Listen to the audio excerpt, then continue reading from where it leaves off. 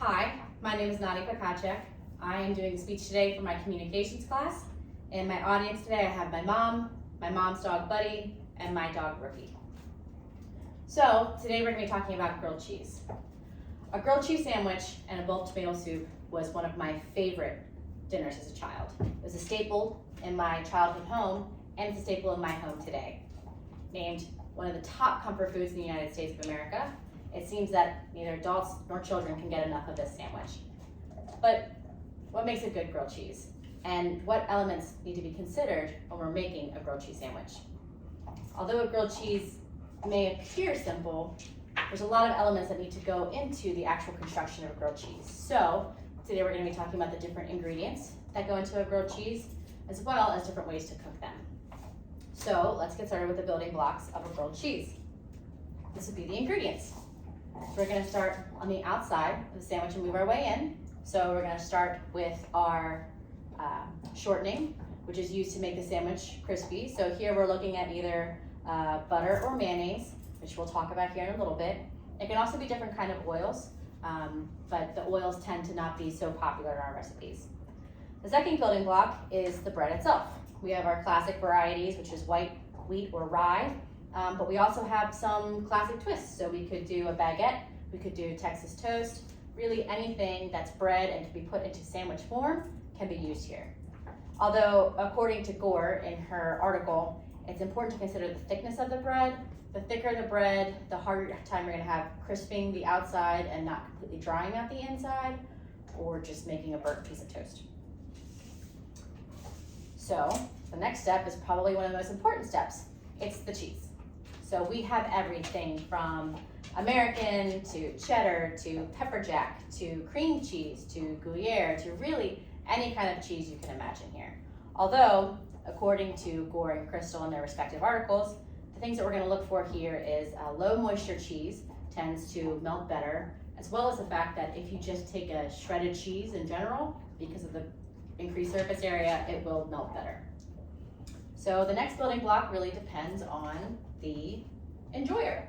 This can add different kind of toppings. So we're looking here at meat, vegetables, and different kind of spreads. In Crystal's article, she makes a big point that a spread can completely change the entire dynamic of a sandwich. So by spreads, we're talking about like a mustard or a relish or jelly or whatever you can think of here, honey, the list goes on and on. So we're going to look at a couple recipes really quick. So one recipe that sounds absolutely delicious is American cheese, whole grain mustard as the spread, and andouille sausage. And that is courtesy of the article Grilled Cheese 4 Ways. The second one, which I think I'm going to be making in the next couple of days, is softened grilled cheese, jalapenos, and cheddar cheese in the grilled cheese sandwich, which is courtesy of also from Grilled Cheese 4 Ways.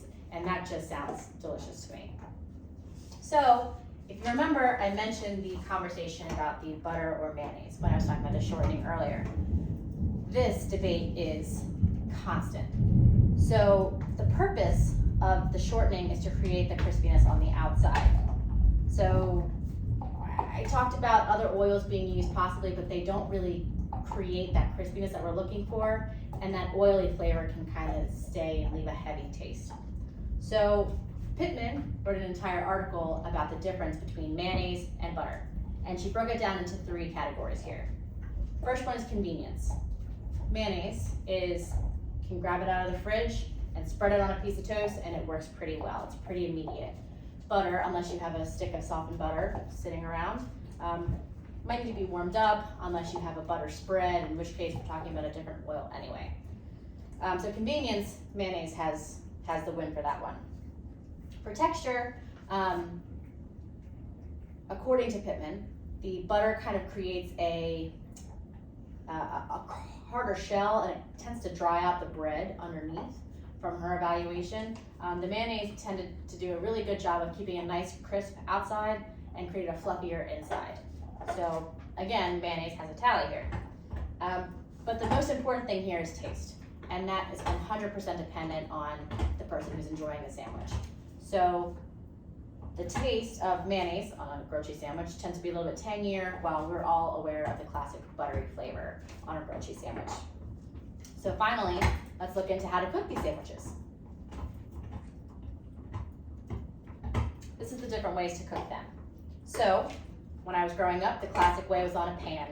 You heat that pan up to about medium heat, put the buttered side down for about 2 minutes or until it gets crispy, flip it over for another 30 seconds or so, depending on your level of crispiness. I also found that recipe from Gore. She had that listed in her article as well. Another method here is a cast iron skillet. If you want to make things a little bit fancy here, you place the sandwich on a cold skillet, place it on low heat for 8 to 10 minutes, and then flip for another 8 to 10 minutes or so. And that comes from the perfect grilled cheese. The next one we're going to look at is the air fryer. Seems to be the microwave of this century. Seems like everybody has an air fryer these days. According to Diane, her recipe calls for air frying at 360 degrees for 3 to 5 minutes. Flip the sandwich and then do up the heat to 380 degrees for an additional 5 minutes. I have found that if you have it up at 380 degrees, you really don't even need to flip it. The air fryer does a really good job of cooking the entire side. If you're going to cook in large quantities, you could do multiple sandwiches on a sheet. You could put these in the oven at about 450 degrees for about 5 minutes, flip, and then about 5 minutes after that, you have however many sandwiches you could fit on a pan completed. The last one seems to be a little bit of an oddball here, but you can do them in a campfire, according to Sagel.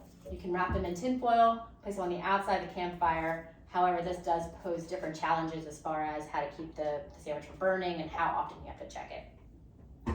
So during this speech, we have looked at different ways to cook a grilled cheese sandwich, which kind of shortening that you should use, and the vast majority of ingredients you can use here. So I hope that this presentation made you hungry. I hope and encourage you to change up your ingredients in the kitchen and try to make a new grilled cheese sandwich. And I hope you enjoy.